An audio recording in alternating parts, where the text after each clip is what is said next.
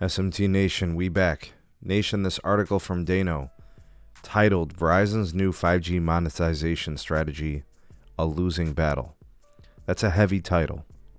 All right, this one really does create a sense of gravity to Verizon's new 5G plans and the philosophy of what they're doing with their business moving forward. So I'll be linking this for you in the description. I want to kind of give you the highlights of the article and then offer you my take at the end. All right, so link in the description for the article and also a link for the real SMT Buy Me a Coffee. If you guys want to support your creators directly, that's one way to do it.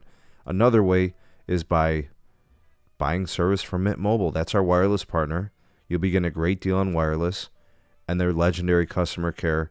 Overall, such a great value. Right? We partnered with them because we stand with them.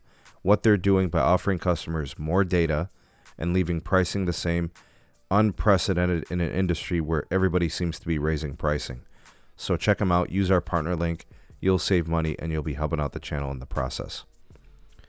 All right, so we got these new plans from Verizon, the Unlimited Welcome, the Unlimited Plus. All this a part of the My Plan philosophy at Verizon, their new business model for selling unlimited plans. The Unlimited Welcome plan does not include 5G Ultra Wideband with official support. That's really the main key cog difference between the network access, right? And this is something that's kind of, man, I don't know how to properly word this other than it's the only company in the industry that does this. T-Mobile doesn't do this.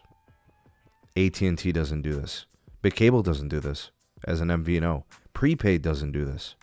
No company outside of Verizon Wireless distinguishes network access with channels and bands, right? So they literally separate their network into two experiences. I'm going to give you guys some names later. I'm going to tell you what I call them, by the way. Okay, so the new Verizon Consumer Group CEO, Seminarian Sampath, if I pronounced that correctly, believes that this is something that the company must do. He believes this is the direction and the way. His quote, "We have the best network on earth." Okay, that's bold. I'm not sure if he's aware that they still have Band 13 only sites. I'm not sure if he's aware that there are still some really outdated tower sites that need to be upgraded with all of that wonderful 5G goodness. And he says, for them, it's the network. And because of them wanting to distinguish the two plans by network access, you don't get 5G Ultra Wideband on the entry-level plan. You don't get any hotspot or tethering data on the entry-level plan either. They wanted to create, like a very, very distinct, different access, right? All the bells and whistles, according to him, on the Unlimited Plus. All right, so Sampath is indicating that these plans and the structure is going to be ARPA accretive, average revenue per account. So they're looking for that step up to the more premium priced plan. And he said it's also going to be net add accretive. So he's saying they're going to grow. Now, for Verizon, the bar is low. Last year, they lost customers. That was the characteristic of the year. So now they just have to gain anything. In fact, actually, because they were negative last year, just being flat, zero, having just net zero, whatever, or small gains. I don't know. How the bar is different now.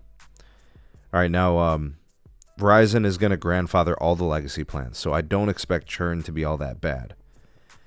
But now moving towards offering only two plans moving forward gives people just the two options. Then you're paying $10 per add-on for all the media stuff and other types of things. Folks, the industry does not sell the network access like Verizon. What Verizon has created is two tiers of network access on the Verizon network. You have peasant tier, which is basically just LTE, 5G DSS, N2, N5, what they call nationwide 5G. It's throttled, it's limited, it's restricted. I mean, to call it entry level is a compliment. It's basically peasant tier, right? And then you have the regular tier, which they call premium, but it's the regular tier.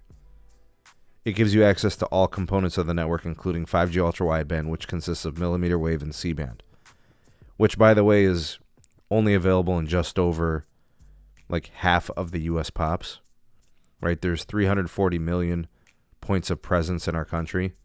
Verizon's over 200 million pops now, right? So what are they at? 55%, 60% of the pops, maybe, right? So they got a lot of work to do. The plans, the philosophy, the approach is being met with resistance. There are two types of people that are speaking very loudly about these Verizon plans. Analysts are speaking pretty loudly. They don't believe that this is going to really work, right? They're calling this a losing battle. Title of the article. The reason why the analysts matter is because they forecast success. And then the analysts supply investors with commentary. And analysts have been wrong. I'm not saying that they're right here necessarily, but they're the ones that are going to be feeding the public investor information. And of course, also being met with resistance to this are customers. And that is the 100% confirmed indication of success. If these are the things that customers want, they will buy it. If these are things that the customers don't want, they won't buy it. So I'm looking at this from a very simple standpoint. What is the measure of success? How do we measure if this is successful or not for Verizon? And if it's not successful for Verizon, is Verizon going to fire this guy, Sampath? I mean, they fired Manon in less than a year. We've been seeing a carousel of executives at Verizon. What, if things don't pan out, we're going to see him get axed? I mean, I don't know about this plan. I don't know about this strategy. Verizon is betting on a completely new structure and approach to selling their network. Nobody else is doing it. Do we really think that Verizon is the innovator within the industry? Are they the ones setting the trends?